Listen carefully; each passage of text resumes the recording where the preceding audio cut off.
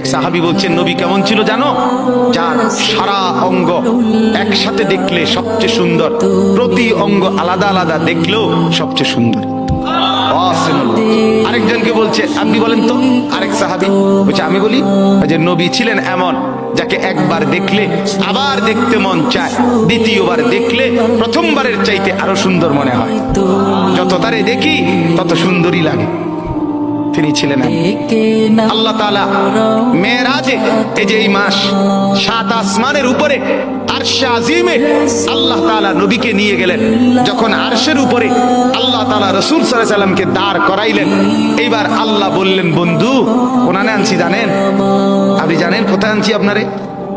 কাজে আপনি যখন ছোটবেলায় জন্ম নিছেন, ছোট্টবেলায় ফেরেশতাদেরকে বলছিলাম, ফেরেশতারা আমার বন্ধুকে কোলে নাও, নিয়া আমার সৃষ্টির পূর্ব থেকে পশ্চিম পুরা দিগন্ত